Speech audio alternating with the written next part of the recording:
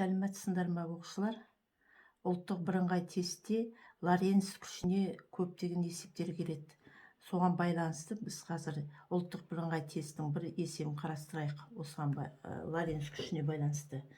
Массасы 0,1 миллиграмм, заряды 1 микрокулон, бөлшегі 0,1 тесла магнит өрісіне күш сызықтарына перпендикуляр 2 километр бөлінген секунд жылдамдықпен кірсе, оның қозғалыс траекториясының қисықтық радиусын табу керек. Енді біз Лоренц күшіне берілгендіктен Лоренц күшінің формуласын жазамыз. Біз бұл тақырыпты 10-шы класста өткенбіз. 10-шы кластың программасында бар. Одан кейін 9-шы класста өткенбіз центрге тартқыш күш. Осы екі формуланы жазамыз. Есепке осы екі формула керек. Енді есептің шартын жазып алайық. Берілгені массасы 0,1 миллиграмм. Тесла дейміз, бұл магнит индукциясы 0,1 теслаға тең. Заряд 1 микрокулонға тең. Жылдамдық 2 километр бөлінген секундқа.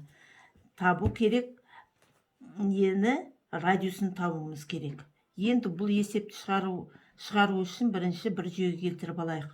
Миллиграммды килограммға айналдырамыз. Стандарт түрінде жазатын болсақ, оның -9 дәрежесі килограмм болады.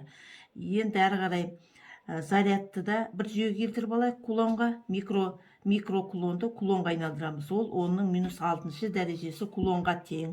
Келесі жылдамдықты табамыз. Жылдамдықтың өз несін айналдырып алайық. Километр секундты метр секундқа айналдырсақ, 2 көбейту оның 3 дәрежесі метр секунд болады. Енді шешу шығарып көрейік. Жаңа екі формуланы жазамыз. Бірінші Лоренц күшін жазамыз. FL тең болады Q көбейту V көбейту V. Центрге тартқыш күш тең болады mv квадрат бөлінген r. Енді екі күшті теңестірейік. QV тең болады mv квадрат бөлінген r. Осы жерден радиусты табайық.